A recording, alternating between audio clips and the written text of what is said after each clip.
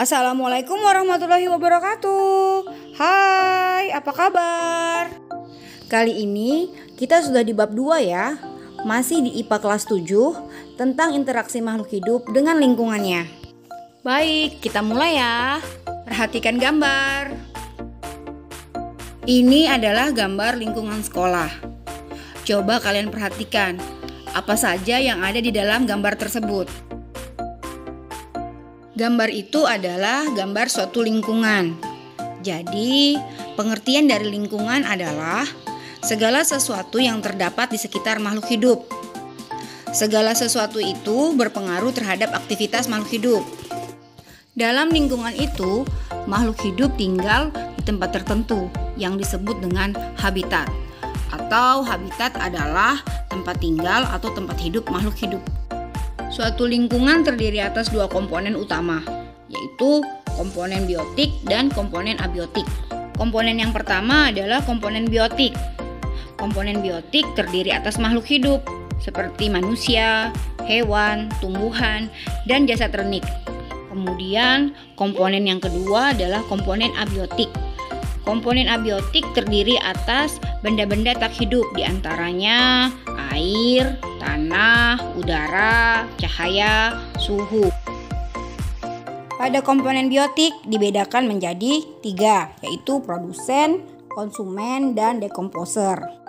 Yang pertama, produsen. Produsen merupakan kelompok organisme yang dapat membuat makanan sendiri atau disebut autotrof. Makhluk hidup yang bisa membuat makanan sendiri itu adalah tumbuhan. Kenapa tumbuhan bisa membuat makanan sendiri? Karena tumbuhan bisa melakukan proses fotosintesis. Berikutnya, konsumen. Konsumen adalah kelompok yang terdiri dari hewan dan manusia. Kelompok ini tidak dapat membuat makanan sendiri, sehingga mereka tergantung pada organisme lain. Organisme seperti ini disebut organisme heterotrof, yang artinya organisme yang tidak dapat membuat makanan sendiri, sehingga untuk memenuhi kebutuhannya dan tergantung pada organisme lain. Berdasarkan jenis makanannya, konsumen dibedakan menjadi yang pertama herbivora atau hewan pemakan tumbuhan, kemudian karnivora, hewan pemakan daging, selanjutnya yang ketiga omnivora, hewan pemakan segalanya. Selanjutnya dekomposer atau pengurai. Dekomposer atau pengurai adalah organisme yang memakan organisme mati dan produk limbah organisme lainnya. Dekomposer disebut juga sebagai pengurai atau penghancur. Oke, kita lanjutkan ya. Perhatikan gambar.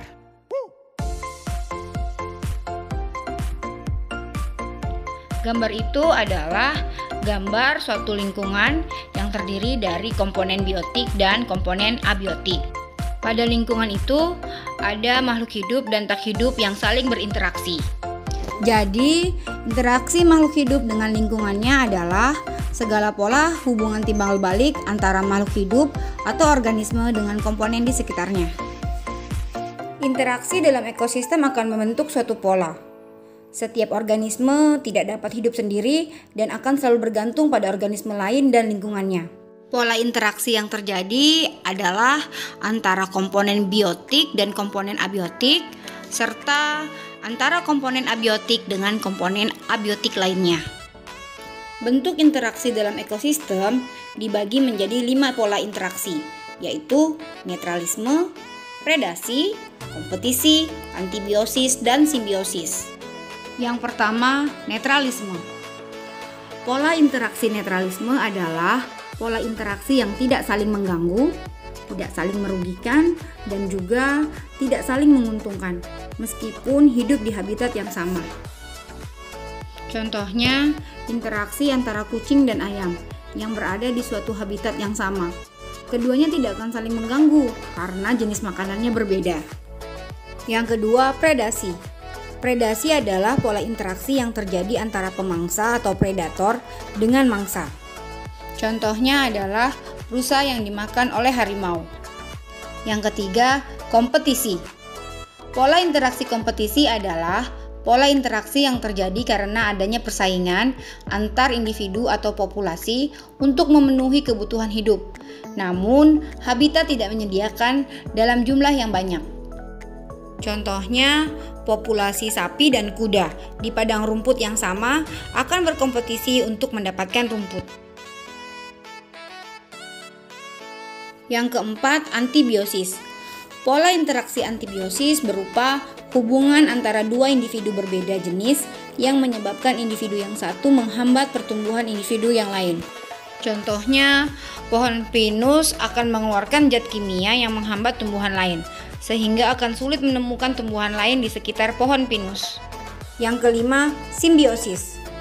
Simbiosis merupakan bentuk hidup bersama antara dua individu yang berbeda jenis. Ada 3 macam simbiosis. Yang pertama, simbiosis mutualisme. Kedua, simbiosis komensalisme. Ketiga, simbiosis parasitisme. Simbiosis mutualisme merupakan suatu hubungan dua jenis individu yang saling memberikan keuntungan satu sama lain. Contohnya adalah hubungan antara lebah dengan bunga.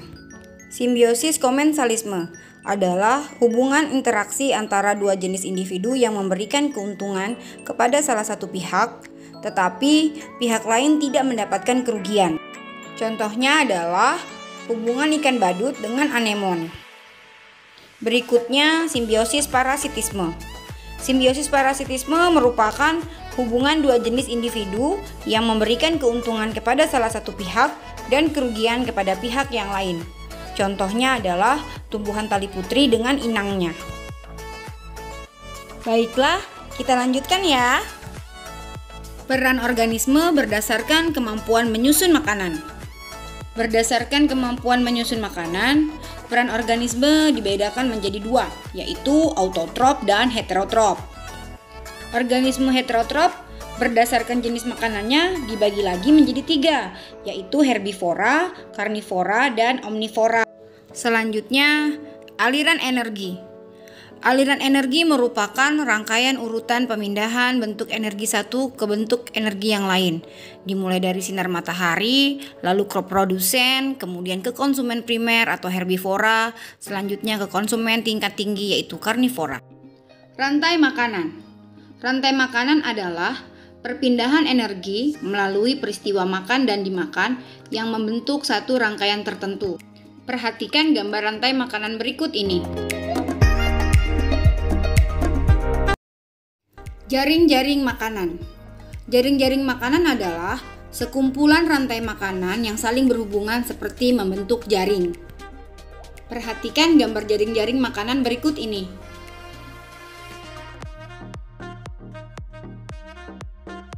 Berdasarkan produsennya, rantai makanan dibagi 2, yaitu rantai makanan perumput dan rantai makanan detritus. Rantai makanan perumput adalah rantai makanan yang diawali dengan tumbuhan pada trofik awalnya.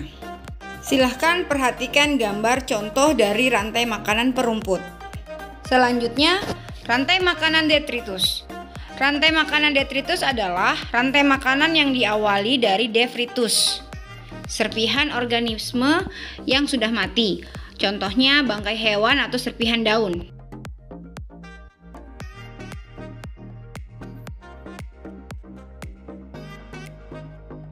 Baiklah, sampai di sini dulu video pembelajaran kali ini. Semoga bermanfaat. Lu ingat pesan ibu, menjaga jarak, mencuci tangan pakai sabun, dan menggunakan masker saat di luar rumah. Wassalamualaikum warahmatullahi wabarakatuh. Sampai jumpa.